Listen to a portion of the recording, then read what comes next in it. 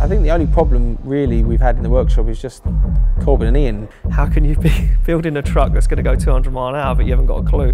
I hate being filmed. I don't like doing this right now. My name's Bagsy.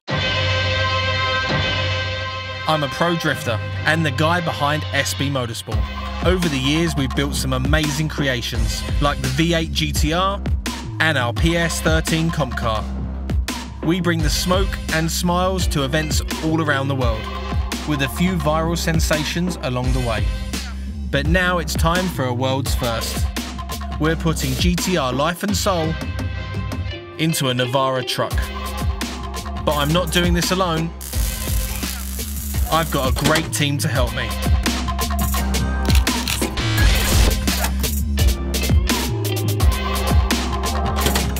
And some of the best partners in the industry.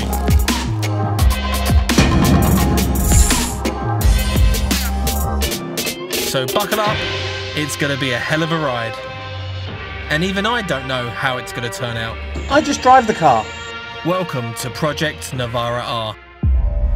After the chaotic panic of previous builds, Bagsy is determined this one will be different.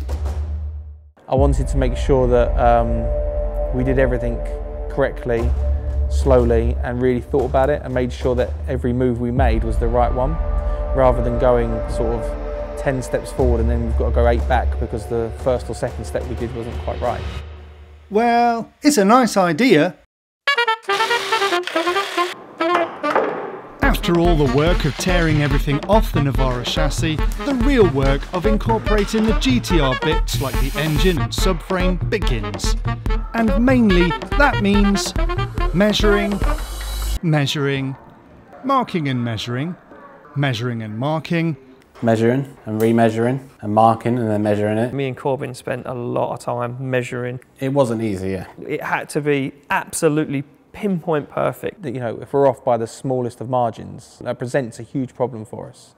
Sideways, back and forward, up and down. levelling and marking, measuring and levelling, levelling and measuring, having a good think, thinking harder, thinking really, really deeply.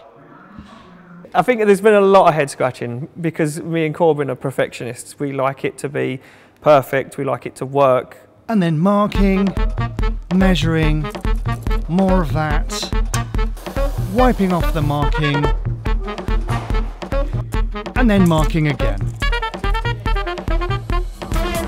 Just a lot of measuring. I just doubled up on crypto. I just doubled down on the new vest. Got my chair looking like 2 checks. Type of money made me want to 2-step. Who next? This week I be on the move next. Stock going up like 2x. That's a fast flip like suplex. True really stepping like a duplex. You bet never lose change, but I do flex on it. All black whip, yeah, my crew on Onyx. And I get brain like I'm hooked on phonics. Can't get a meaning cause I'm booked till August. And I look like a gent, never switch up. It's evident There was nothing on the truck that was in the right place that we could use. Everything that was on the truck was in the complete wrong place and we had to modify it, so it was a bit of a pain in the arse. Gotta pick up where the best left off and the best dressed out. Leave a mess when I step in this bitch. It wasn't daunting to a degree because we'd already cut so much out of it that there was no going back with it. We've chopped a lot out, but we've also added a lot in. There will be more strengthening stuff we're going to put into it as well to make sure it is really, really stiff. We want to make it stiffer than it is from factory and stronger than it is from factory. Making sure that all of the subframes, the front and rear subframes were in the right place because that determines so much of the build. You know, if the wheel wasn't in the right place on the arch, on the front and the rear, you know, we could have modified the stock metal arches and bumpers. We're covering 90% of it with a body kit, so you would never have known if it was in the wrong position. But me and Corbin wanted to make this so that you could drop the tub and the cab back on as it is and drive it. Right. So there was a lot of work going into making that right. You've always got to keep in mind what you're doing next and what else has got to go around that place that you're working on. The only thing we have messed up on a little bit. We don't mess up. It's an oversight. What we have overlooked is there's a few things that we have overlooked a little bit. What we was trying to achieve was we was trying to work out if the centre of the hub and the lower arm was the centre of the pickup on the subframe. There's a lot of centres there.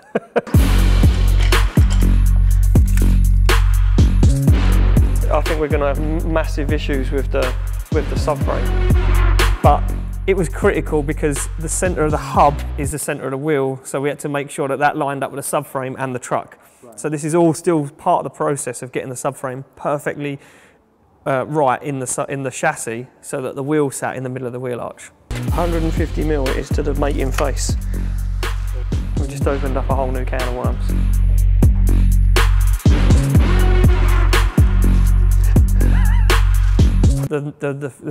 The week before, me and Corbin had kind of hit a bit of a bump in the road, shall we say.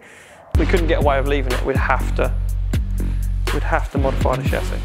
In our heads at that point, all we had to do was make the strut towers for the front. And I was here late one evening, just looking over it, as sometimes I do. And I left and I got almost all the way home when Corbin FaceTimed me and he said, we've massively overlooked part of the build. And I was like, I was scared. Because, you know, you don't know if you've made a massive mistake. What had we not seen? Realised that we didn't have quite enough room to run the drive shaft and the steering rack between the subframe and the original chassis. Fucking hell, are we going backwards here? We've just done that. Yeah, we've done that. We put a wheel in the arch, then lowered the truck to where we want it, and then measured it. We took a measurement from the pickup point to the top of that. Frustrated. Luckily we had the GTR here up on the ramp, so I took some measurements off of that and worked out we was about 50-60 mil minimum clearance difference than we needed. Corbin showed me there was a big arch in the chassis rail, and it allowed the front drive shafts to pass through with plenty of clearance for bumping the suspension naturally. But unfortunately, me and Corbin had been so wrapped up in mounting the subframe and modifying the chassis that we completely overlooked it. Gonna flex the ruler across it and see what it looks like. And we both decided that we was gonna have to bridge the top of the chassis. We was gonna have to make some curved sections, fabricate those on the top of the original chassis rail, weld those in first, and then cut the bottom away, which gave us the clearance for the front drive shafts.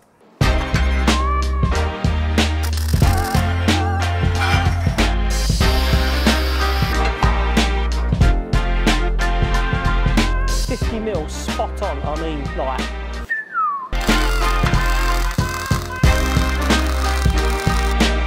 Oh, she's still too tight. She wants another Nat's cock off of her. We made it out of 6 mil mild steel plate, which is a lot heavier than what the truck's made of. The truck's only made out of 4 mil mild steel pressed and welded together. But we knew that because it was going to be such a big part, you know, we was adding something in that had to take quite a lot of strength. We decided to go overkill, removing the bottom half of the chassis.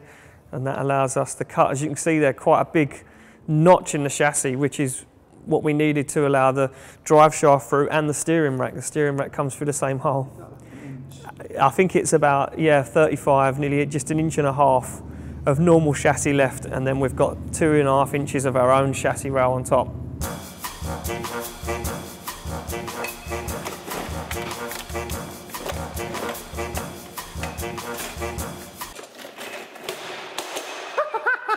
Some days Ian's amazing, some days he's absolutely useless. He skives off. I mean, he loves to skive, Corbin. Yeah, he likes to sit on his phone and, you know, look at shit videos on Facebook. Ian will come in one day, be really keen, wants to crack on. Especially if there's lots going on. If we're at a point where there's like a lot going on and I'm like really pushing to get one certain bit done, I'll be like, where the fuck's Corbin gone? The next day he doesn't want to do anything other than sit down on his phone. That's pretty much about it. He's on his phone somewhere. If I'm brutally honest with you, mate, I ain't got a clue. They don't feel too great either. This says R on it. Maybe I have not got a clue, mate. Maybe that's that side, and I don't know. You tell me, I don't know. You tell me. He definitely hasn't got a clue what he's doing most of the time. That's why I say it. You have zero idea what you're doing. We haven't really got a clue because we're kind of making it up as we go along, and we really are. It sounds dumb, you know, to most people watching this. They're going to say, how can you be building a truck that's going to go 200 miles an hour but you haven't got a clue? Yeah, I mean, it's definitely a challenge when you're trying to do something with something that's, like, you know, that's brand new and no one's done anything for it before. You kind of got to sort of not only invent what you want to see on the truck, but You've got to design it, then produce it, then make sure it fits. You ain't got a clue, have you? And I think he just says it because I say it to him. Especially with a project like this, no one's ever done it before, so you know there isn't a manual. It's not like a book you open or watch a YouTube video and someone's given you an idea. Personally, I think most of those arms got put in a container. For sure, I've seen that arm somewhere. It's got to Look be in the container or up there. Underneath, it's got to be here. It hasn't gone anywhere. I've come in here before and there's been shit everywhere. Corbin has literally turned the place upside down while I've not been here, and that kind of, I don't know, boils me a little bit. Got a feeling I've seen one of them arms in a box. It's got to be in there somewhere. Look underneath that shelf where all the other arms. See what we have to put up with on a day-to-day basis. And seen something. Yeah, that's what's annoying me more than anything, unless you've thrown it away. Well, I haven't touched it. Right, well, so it's here somewhere, isn't it? I need to get Matthew, is there? But where the fuck? He does say that you're pretty messy. Oh, wow. I mean, maybe me and Ian should have a discussion about this, because I don't believe that is true. This one says lot. No way. We both kept saying, at least the rear is going to be a lot easier. We thought that the rear subframe would be a doddle. We thought it'd be a walk in the park. We'll just mount it to the chassis and off we go. Right, I've had 2 cups of coffee. I've had my breakfast. I've had some biscuits. I think I might actually fucking do some work, Ben. Putting the subframe together and all the arms, so we can put it in place on the Navara.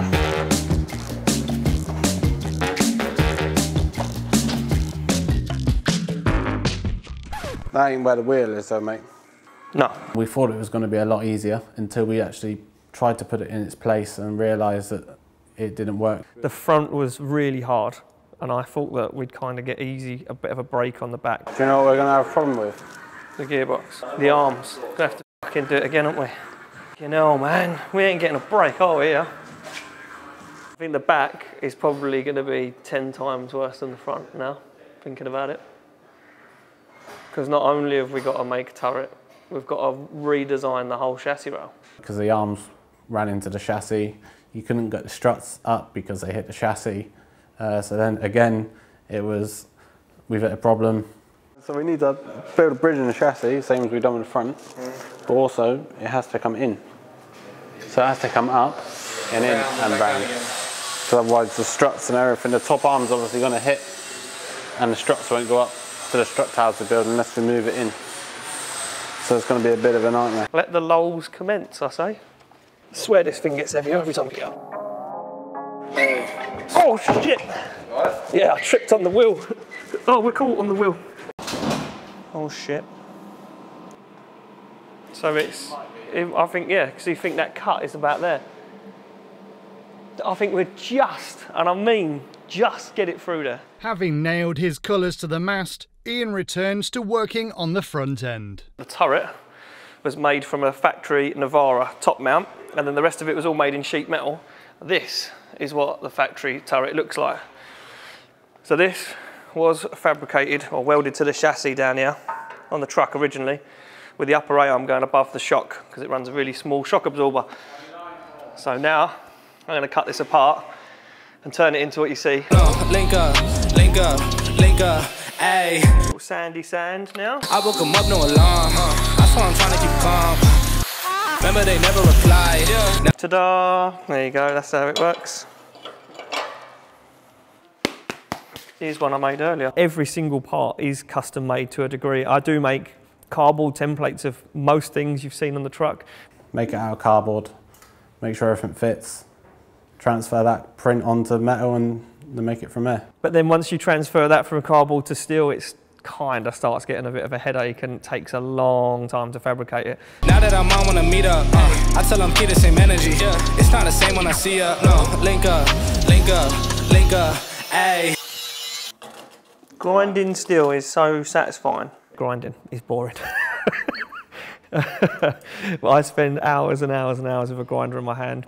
Is that skidding? Fucking hell, Ben. Fuck.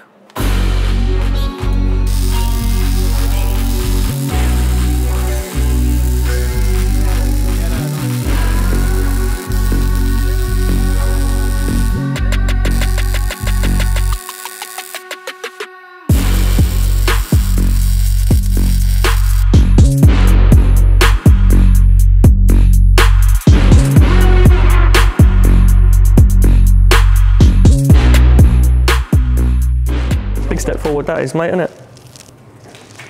Got the front of the truck rolling. Are we going to lift the cab on, yeah? But of course, no front end build can be concluded until the cab is successfully lifted on. I guess that's a yeah. Can't see I'm deficient in the height area, am I? Getting a better view, the team begin the precarious task of lining up and marrying the cab with its chassis. This way.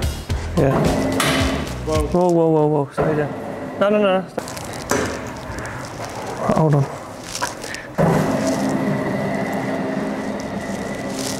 Ready? But it's a bit underneath that, where it bolts on. Oh, I didn't even see that bit. Only at this stage will the guys know if the beast will willingly accept her new heart transplant, or if she'll put up a fight. We need to take a load of shit out, don't we? Need to unbolt this, take the filter housing off. It's well low in there, isn't it? I think we've only got to come down 8 inches. Yeah, it was quite a shocking one as well, because when we originally put the engine in the engine bay in Navara without anything, we just lowered the ramp onto the engine. We was kind of trying to guesstimate where it was going to sit.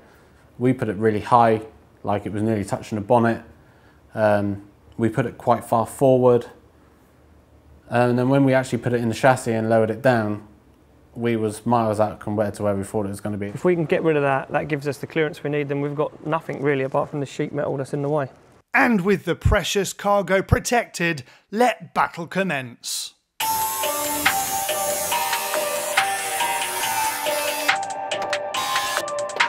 Right, the issue we've got is that the strut tops we made are hitting with the inner arch, the sheet metal in the truck that mounts all the ancillary bits and bobs on. Cutting these out for the moment to give us a clearance so we can let the cab down onto the chassis for the first time with the engine in and see if anything else is hitting and whatever issues we've got. What have we got? What's the issue we've got now? Despite all the grinding, with still more objects in the way, it's time to go to war. Oh, mate. Fucking tough as off.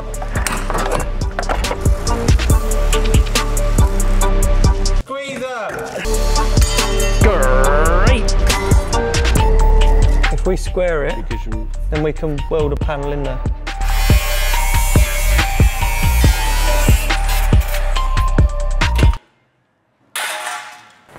Ta-da! It's what we made earlier. Go on then.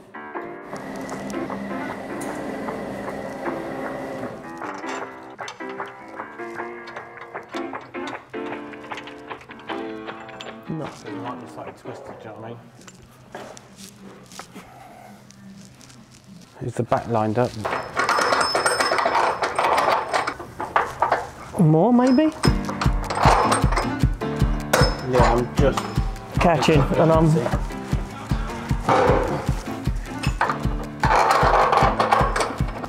Nah. Did it? I think they're alright nuts for you, really. To you. The cab has. It's got to go to you. Try it out of a bolt. Well, if it weren't going in, it's in now, isn't it?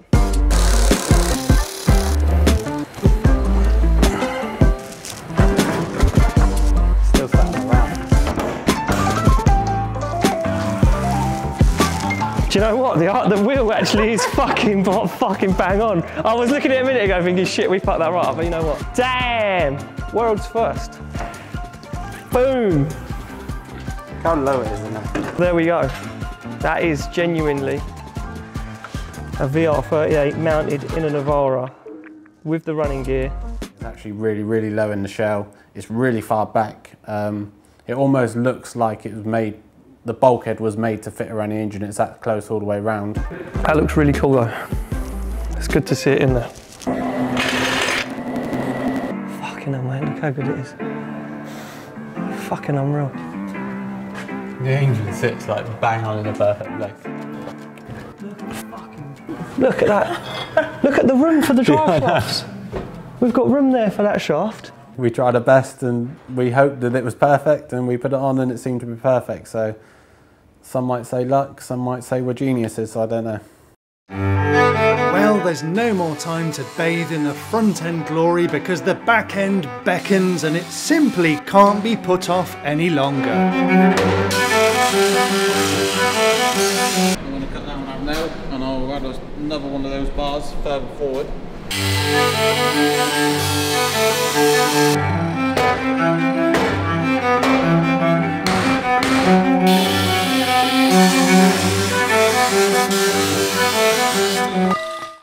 So what I'm doing then is I am replicating basically what I want to make on the desk.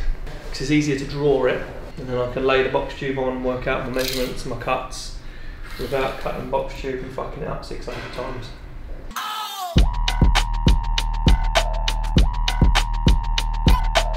I took the measurement from the wrong place, so you fucking scrap that then. Scrap everything. Just go in the bin. Bang! Oh, you fucking prick, mate. Basically this is what we're going to create in the truck. Ah, I know what it is now. Of this.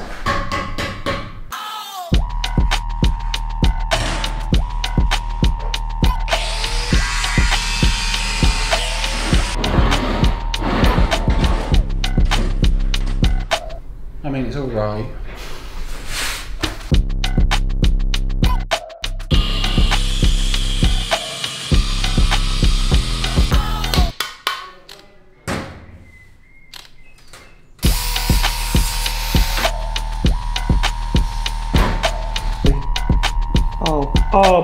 Oh, baby! Yeah, so I'm cut this other one in, and then yeah, this is the original chassis. This, well, is mimic. Obviously, this isn't the original chassis of the truck because this is the tabletop of the bench. Now, do you see the vision, Ben? If you say no, I'm gonna fucking whack you with something.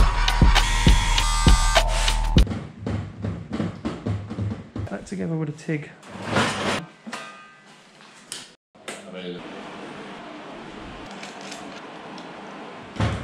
For a minute then, I'll take this up. Bye. A little closure from the last one.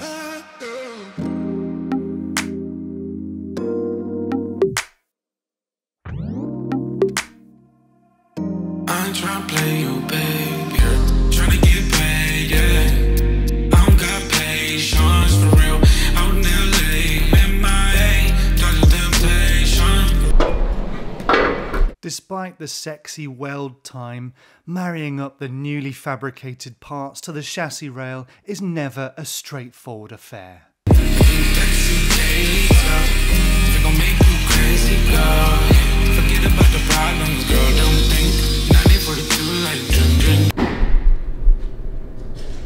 How are you going to do it? That's the problem. Because unless you come from, is they going to be up here? No, they're not. They're like back here. If we get that section level. The problem is trying to measure off a floor.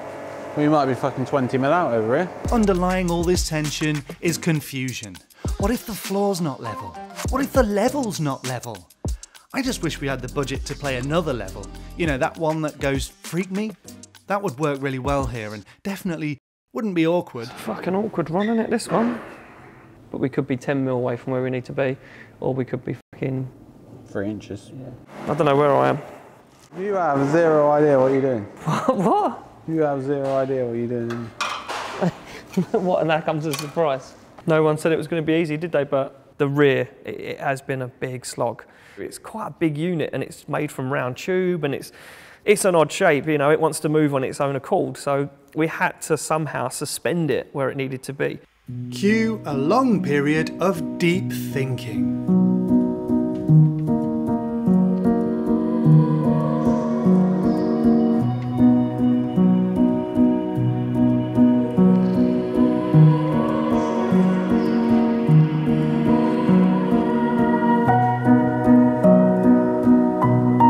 I think Bagsy was a little bit frustrated at times because he would walk in the workshop, not really see a whole load of progress, but see me and Corbin just kind of sat there together looking at everything, and you know, I think in his mind he kind of was like, what are these guys doing? It just works out that somehow them two have got some sort of working sync where they know where each other are going to be and what they're doing, and it just sort of all somehow works together. Me and Corbin have got a really strange working relationship because we don't really ask each other who's doing what. We kind of both just do things.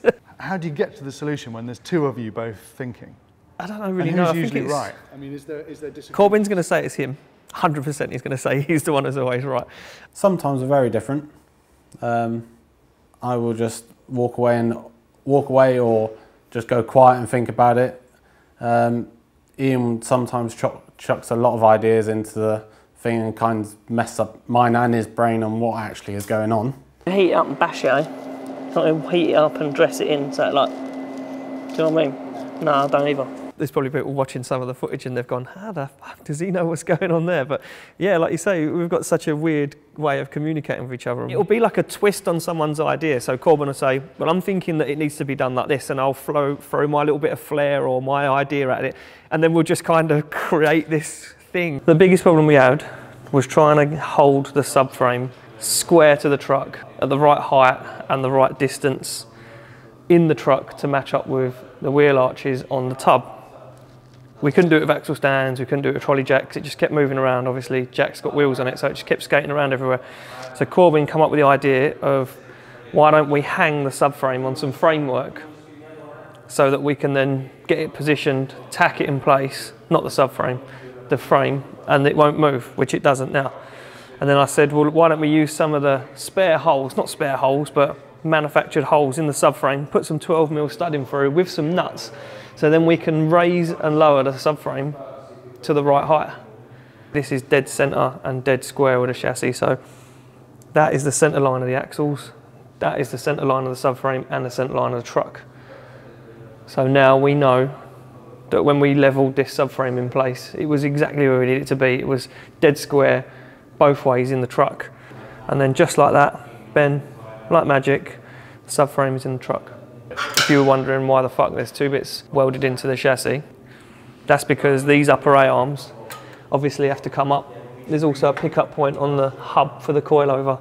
Obviously that bit of standard chassis is well in the way. So what we've done was made these up, because we've got plenty of clearance, there's nothing underneath the tub that's going to get in the way, so I made these up.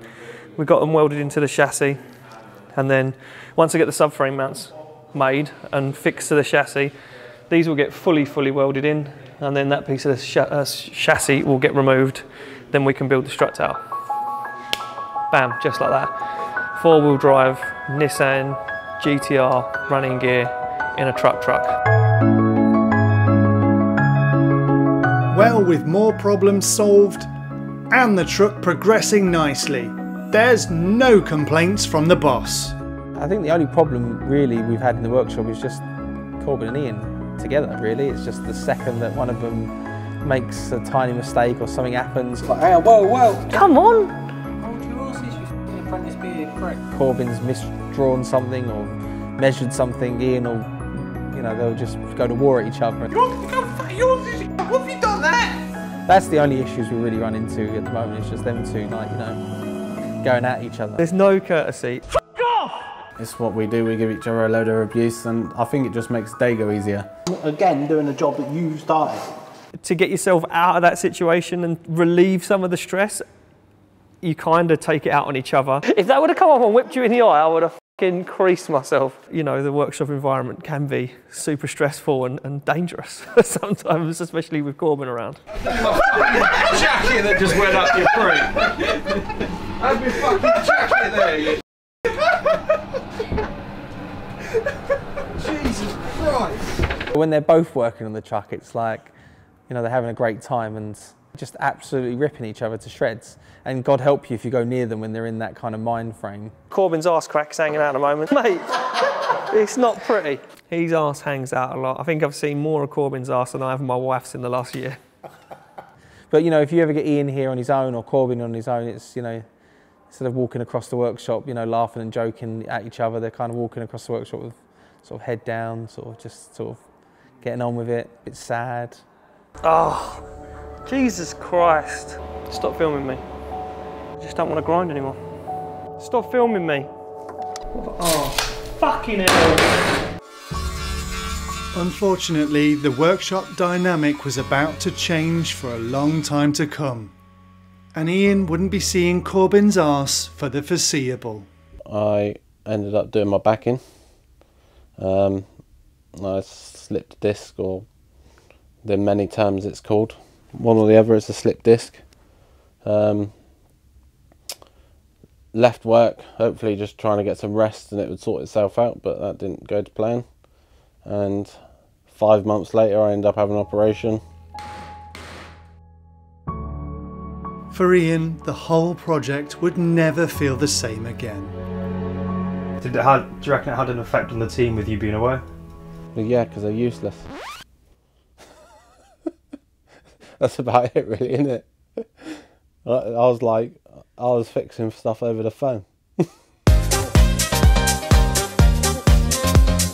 You can't call anyone ginger because you are more orange than anyone here.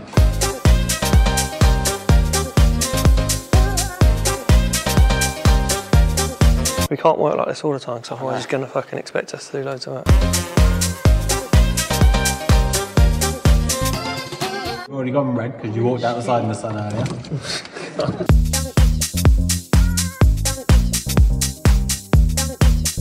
Slow down a little bit. Otherwise we'll be fucking done next week.